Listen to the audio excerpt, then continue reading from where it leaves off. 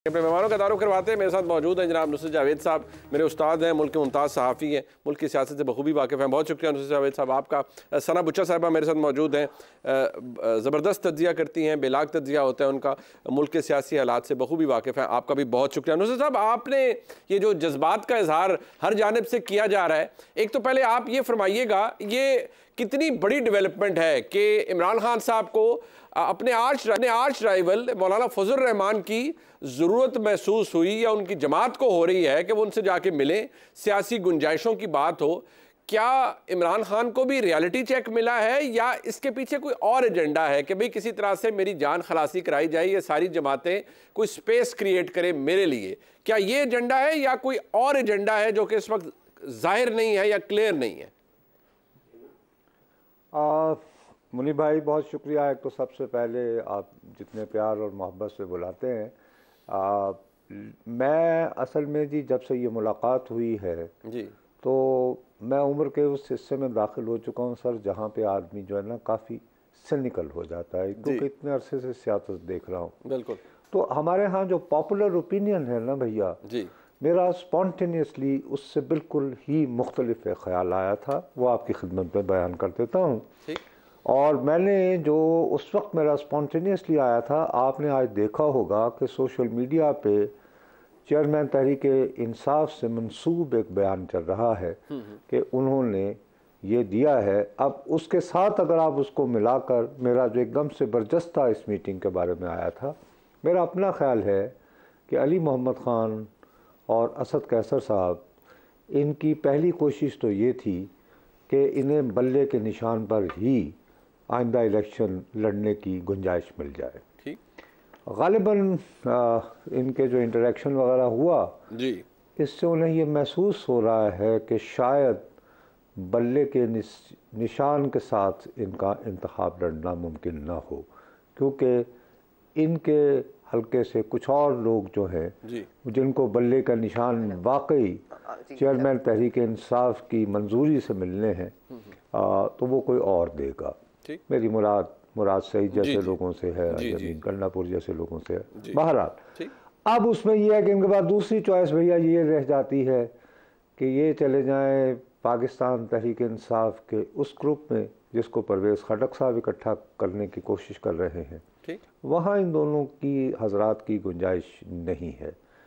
अली मोहम्मद ख़ान साहब का आपने देखा होगा, जब ये वज़ीर भी थे तो इनका काफ़ी माशाल्लाह मजहबी रुझान है। ये कोई यानी कि ज़ाहिर है कि ये उनकी अपनी तरजीह है, चूँकि वो ये इसका इजहार करते रहे हैं, इसलिए हम बासानी कह सकते हैं विदाउट बीइंग जजमेंटल अबाउट। बिल्कुल बिल्कुल। मेरा अपना ख्याल है जी कि ये दोनों हजरात असद कैसर साहब और अली मोहम्मद ख़ान साहब, ये अपने ज़ाती गुंजाइश जो है वो JUI में ढूंढने के लिए वहाँ गए हैं। अगर इमरान खान साहब के कहने पर खुशदामन के इंतकाल के लिए, ताज़ियत के लिए गए होते, तो आपको पता है कि चेयरमैन तहरीक इंसाफ की कोई ताज़ियत के हवाले से हमारी रवायात से हटकर ही उनका ये बात बड़ी दिलचस्प है। बट नुसरत साहब, एक बात है कि मौलाना का भी कहना कुछ अरसे पहले कि सियासी जमातों को गुंजाइश पैदा करनी चाहिए एक दूसरे के लिए, ये किस चीज़ की कमाजी करता है कि मौलाना को कोई, वैसे तो हमारे मुल्क में सिविलियन स्पेस तो आपको पता है वैसे ही बहुत कम हो गई, ऑलमोस्ट बिल्कुल ख़त्म ही होती जा रही है, तो ये क्या मौलाना को भी कोई फ़िक्र लाहक है, इसलिए कह रहे हैं कि सियासी जमातें गुंजाइश पैदा करें एक दूसरे के लिए? जी, मौलाना को जी फ़िक्र लाहक है, वो बहुत ज़ीरक सियासतदान हैं, लेकिन वो भाई अपनी गुंजाइश भी निकाल लेते हैं। इस वक्त ये बात, देयर इज़ नो डाउट कि इस वक्त जो दूसरे नंबर की जमात, मेरे ख्याल पे जो मेरा जो जी तजुर्बा है, अगर आज इंतखाब हो तो टॉप पे तो वही जमात है जिसका निशान बल्ला होना चाहिए आज भी, और दूसरे नंबर पे JUI की है। लेकिन ये जो हुकूमत रही है आपकी कुछ अरसे की, उसकी वजह से जहाँ सबको दंड पहुँचा है, शहबाज स्पीड जो हैं उनके लिए अब हालिया एक सर्वे जो आता है, तो इसमें जब लोगों से पूछा जाता है कि आपकी दानिश में पाकिस्तान के मुआशी मसाइल का हल, तो सिर्फ 1% लोग कहते हैं कि वो शहबाज साहब के पास है। तो मौलाना के पास जो है, उनको बेसिक शिकायत ये हो रही थी कि उनके पास ANP से जी, अवामी नेशनल पार्टी से काफ़ी लोग आ रहे थे जो सूबाई सतह के लोग थे और सूबाई असम्बली के उम्मीदवार होने का वो पोटेंशियल रखते थे। मौलाना के जो करीबी हल्के हैं जी, वो ये दावा कर रहे हैं कि उन्हें रोक दिया गया। अब ये रोकता कौन है, खोलता कौन है, अब इसके बारे में क्या कहें हम। बिल्कुल सना, आपके नज़दीक मुस्लिम लीग नून की तरफ से ख्वाजा साद रफ़ीक ठीक है अपनी जमात की कितनी नुमाइंदगी कर रहे हैं, वो एक सीनियर लीडर तो हैं, लेकिन मियां नवाज शरीफ ने भी कहा मैं बदले लेने नहीं आया। बदले, अब जारी बात है वो हमारा पहला ध्यान तो ये जाता है कि जी ठीक है शायद उन्होंने अपना थोड़ी जो एग्रेशन है उसको थोड़ा सेक्रीफाइस कर रहे हैं कि जी जो एस्टेब्लिशमेंट के वो कैरेक्टर्स जो कि पहले इक़्तिदार में थे, ताकत में थे, उनके ख़िलाफ़ वो कुछ नहीं चाहते या उसके लिए वो खामोश हो गए हैं। लेकिन क्या मुस्लिम लीग नून इतनी बड़ी स्पेस क्रिएट कर रही है कि नहीं ठीक है वो कहते हैं नहीं वो भी वक्त आ जाएगा कि इमरान खान से भी बात हो। तो फ़िलहाल तो पूरी मुस्लिम लीग नून इमरान खान को मुल्क दुश्मन और पता नहीं गद्दार वतन और पता नहीं किन किन अलकाबात से नवाज रही है। क्या आपको लगता है कि ये सियासी जमातें वाकई इतनी बड़ी हो गई हैं कि एक दूसरे से बात भी कर लेंगी, स्पेस भी निकाल लेंगी और इनको फ़िक्र भी लाक है कि भाई कहीं इस चक्कर में हमारी फर्दर गवर्नेंस की स्पेस ही ना ख़त्म हो जाए, सिफर पे ही ना चली जाए? मैं बड़ी शॉर्ट एंड स्वीट बात है कि ये नहीं गए थे मिलने। अली मोहम्मद खान साहब और ये जो हजरत असद कैसर साहब हैं, ये पीटीआई के चेयरमैन की हिदायत पे नहीं मिलने गए थे। अच्छा। ये मैं आपको बड़े वसूख से कह सकती हूँ कि ये बिल्कुल भी इमरान खान साहब की मर्जी के बगैर गए थे और ये अपनी सियासत बचाने के लिए गए थे और पीटीआई की सियासत नहीं बचाने गए थे।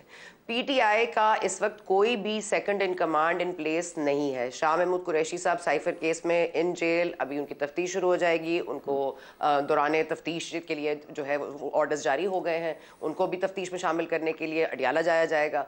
तो ये तमाम तर चीज़ें इस तरफ पॉइंट आउट नहीं करती कि सेकंड इन कमांड है नहीं। अगर खान साहब को चलें सज़ा हो भी जाती है और मेरे मुंह में खाक, इमरान खान साहब को सज़ा क्यों हो, लेकिन अगर उनको हो जाती है, शाह महमूद कुरैशी साहब को हो जाती है, तो फिर पार्टी को कौन संभालेगा? आपको लगता है अली मोहम्मद खान साहब संभालेंगे? आपको लगता है असद कैसर साहब को ये रोल दिया जाएगा?